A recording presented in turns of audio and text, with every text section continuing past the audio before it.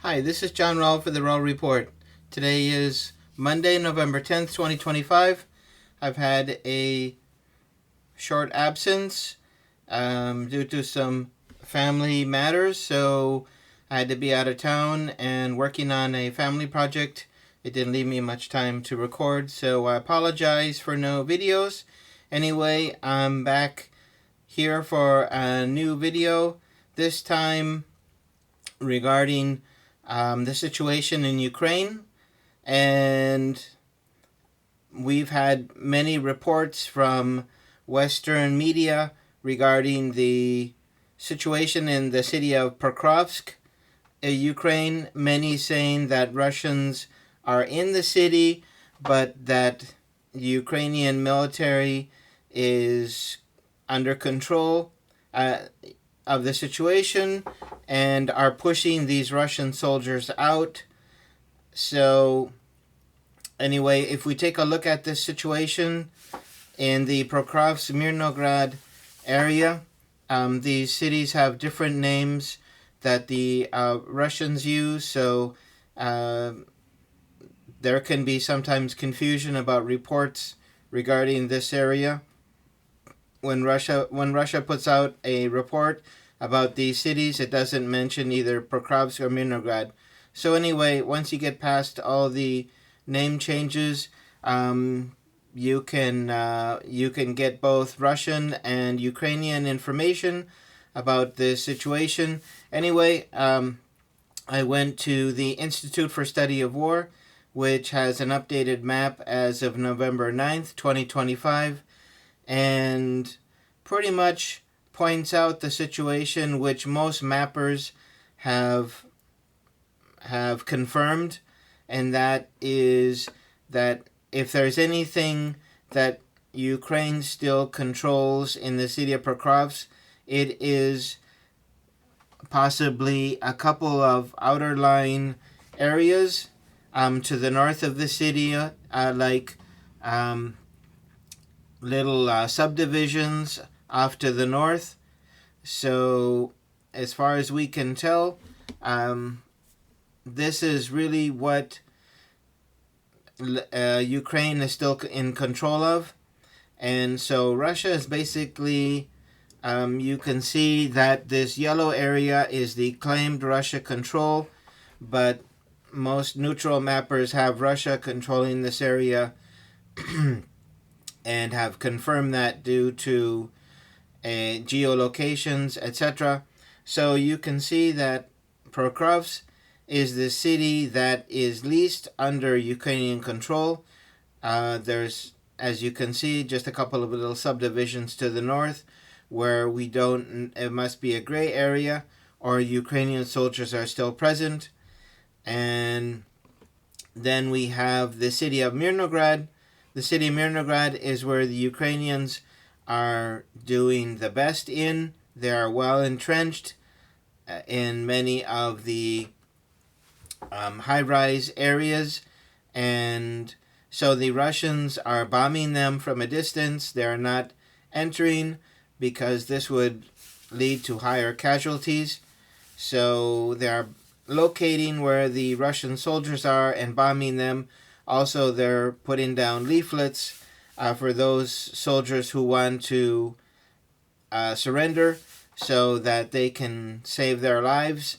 There really isn't much of an opportunity for any of these soldiers to escape.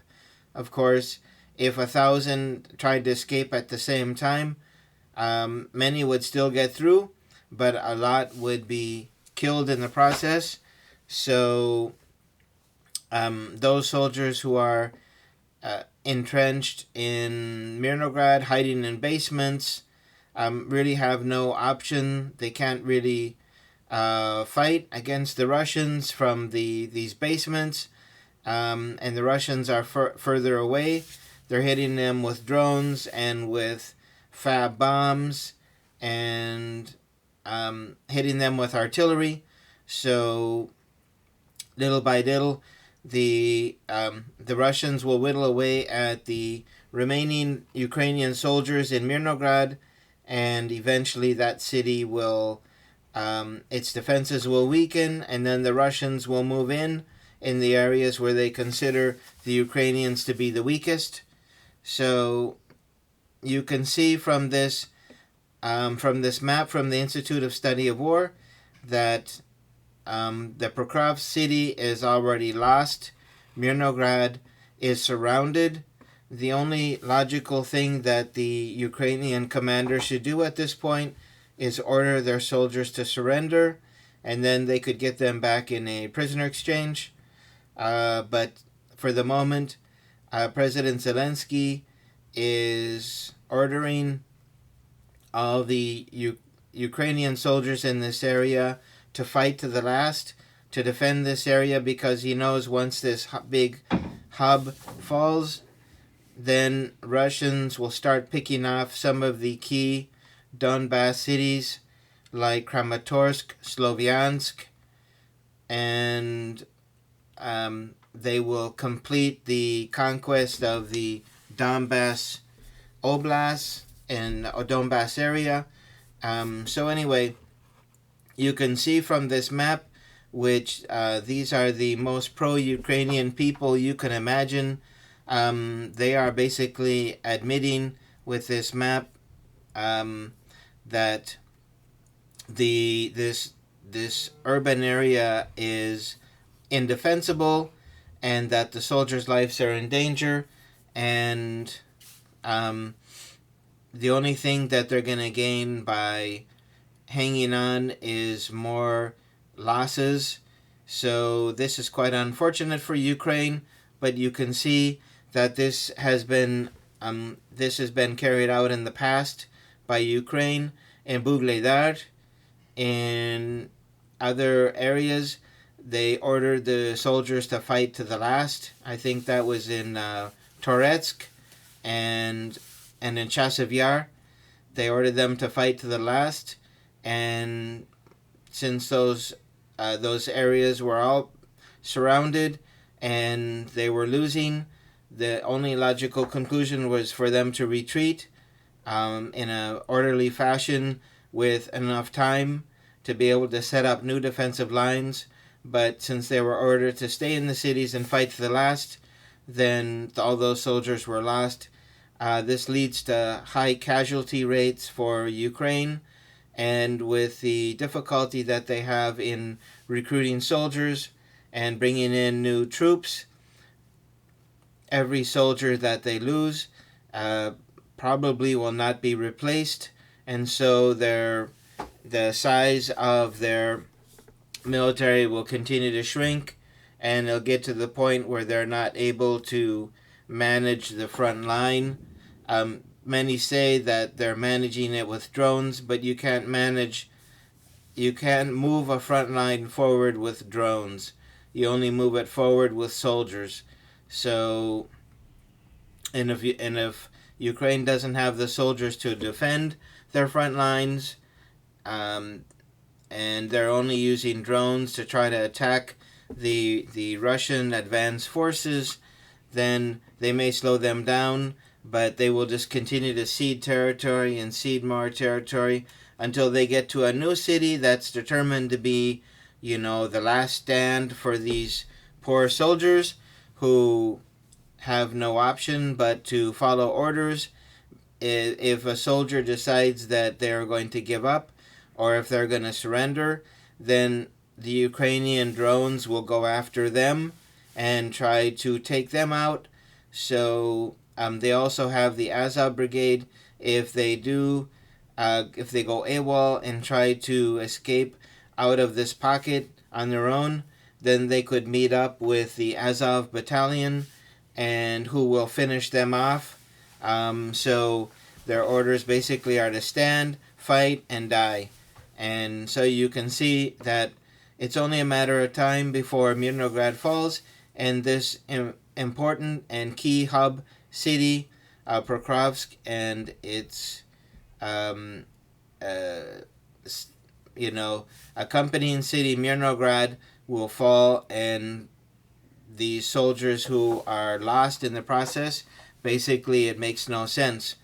So anyway, and I want to move on to another point. second point of this video is regarding the widespread electrical outages. And so there have been massive Russian attacks on the power generation in Ukraine. So this has left many cities without power. Even Kiev, which is generally the city that always has water, light, and gas, has been affected. So apparently there are widespread electrical outages in Kiev. This begins to eat away at the population, especially with the first snowfalls that have taken place, I believe in Slovyansk. So you can see that the snow is beginning to fall, and with the electricity out, then this makes life very difficult for a lot of people. You could see a lot of families, or the moms and the young children leaving Ukraine to try to become refugees in neighboring countries because they're not able to have electricity. And so if there's no electricity, there's no school, there's no supermarket, there's no cooking. So then they're eating from canned food, cold canned food. Maybe they have a fire and they can heat up some of the cans over an open fire on a grill. So there is some options, but these are all temporary when they're not able to keep their houses warm. If they have young children, then they need to look for somewhere to go where they have a better situation. So this situation will lead to another exodus of families from Ukraine. And so Ukraine, which is in dire straits economically, they're trying to shore up what appears to be a budget shortfall of 40 or 60 billion dollars. The IMF is sure to step in at some point to help them out, but their needs aren't being met by the financial and other assistance from European or countries or the United States or Canada.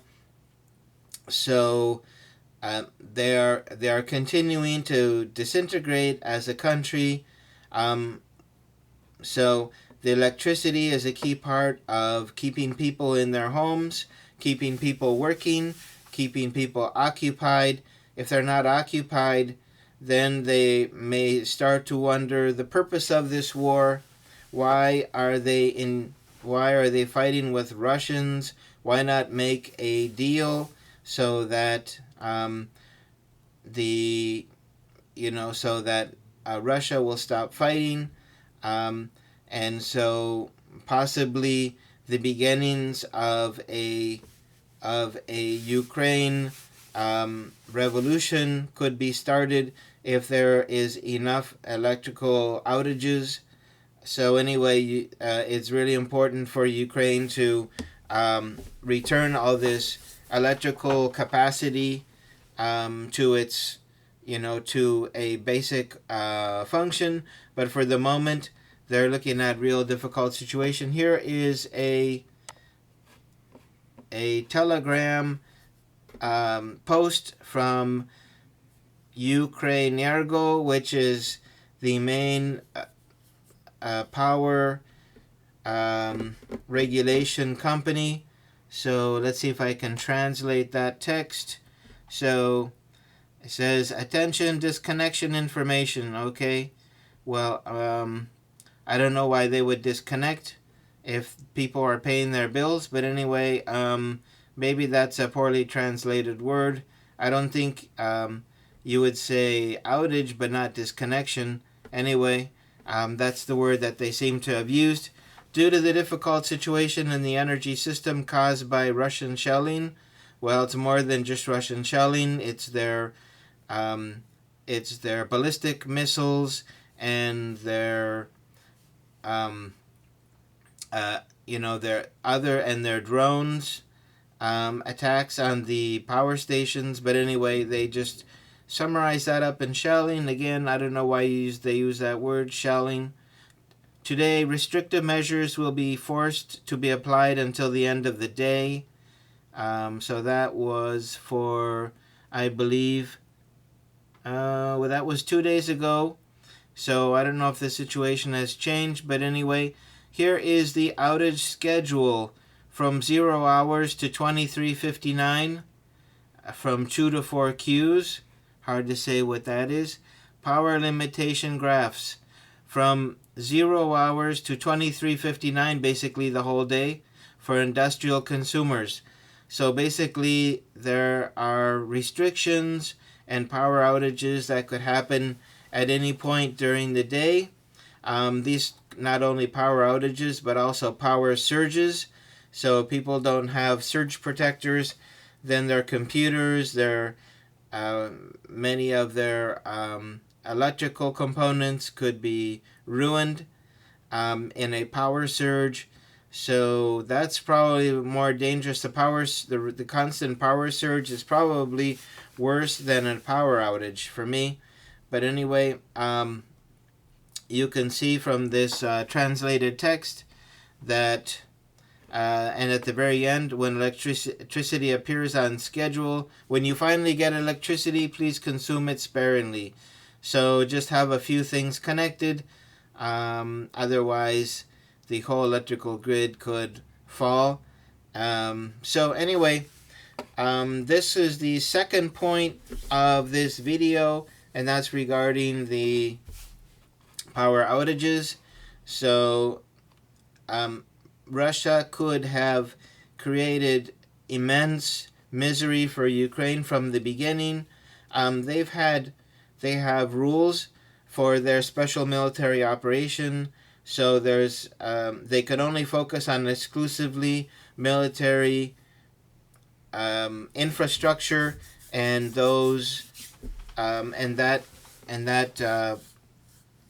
related infrastructure to that military industrial complex. And so the power grid is being shared both by the military industrial complex and by the civilian population. Because of the rules of the special military operation, they have refrained from bringing the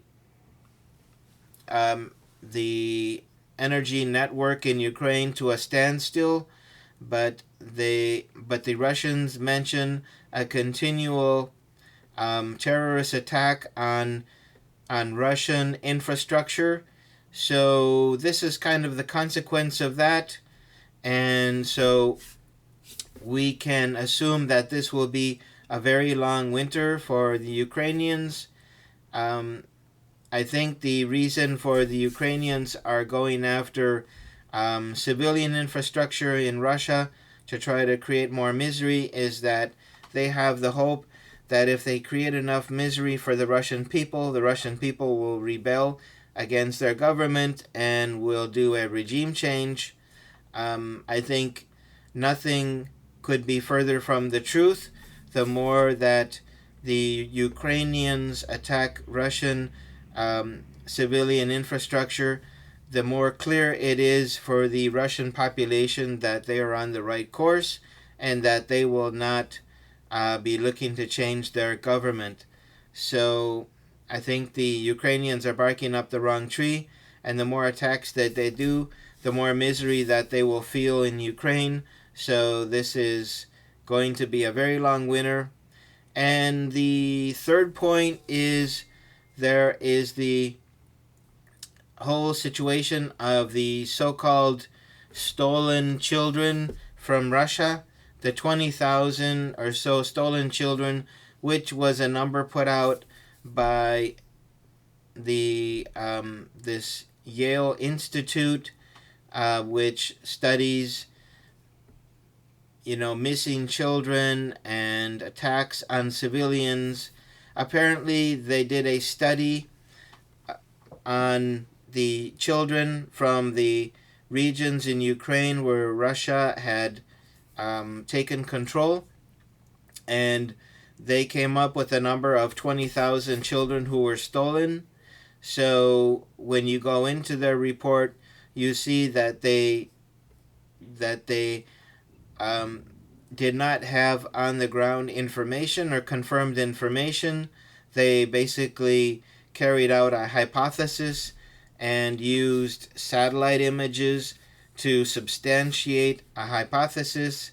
Basically, it was a report that was created to create a narrative that the Russians were stealing children from Ukraine and then putting them up for adoption in Russia. And the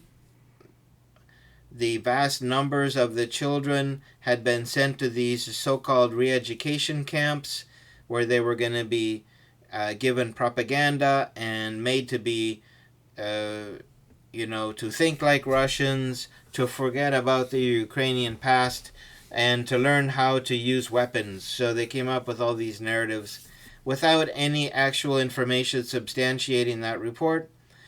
And so a person who participated in that report noted the failings of not substantiating the information. So he went over to Russia and checked out these so-called re-education camps and found them to be simple summer camps where kids go and they learn the violin or the cello or the trumpet. They take classes that benefit them personally, and then they go home. They were there for a couple of weeks. The main reason for them going to these so-called re-education camps was to get away from the constant shelling that Ukraine was carrying out on civilian areas in Luhansk and in Donetsk. So they came up with this narrative. They never really got confirmation. They ignored any reports from Russia pointing out these reports to be phony. And so we always need to substantiate our claims. So it is quite telling that that in order to create all these narratives, they would have to try to use a Yale Institute, which has some credibility, to try to justify a completely phony report on the missing children. So they say, where are the missing children? Where there aren't any missing children. In one of the meetings between Russia and Ukraine in Istanbul, Ukraine presented a list of 319 children which they are looking for, and Russia looked into that list and found that there was most of those children were already they were adults. They had already become adults in the course of the 1 or 2 years since that report was put out, and many of them were living in Europe, so they weren't even in Russia. So there could be a few children where, some grandparents live in Ukraine and other grandparents live in Russia, because 1 out of every 4, I believe it's 1 out of every 4 Ukrainian has family in Russia. So, it could be the grandparents on one side and the grandparents on the other side are both claiming these children because the parents disappeared, they're lost, they're dead, I don't know. But anyway, those cases can eventually be resolved in the courts, but they don't substantiate the claim that Russia has stolen children and that they have committed some kind of a war crime. So anyway, this concludes my report for today, Monday, November 10th. If you like this video, please hit the like button, subscribe, and share. I thank you for joining me today, and more reports will be coming in the future. Take care. Bye-bye.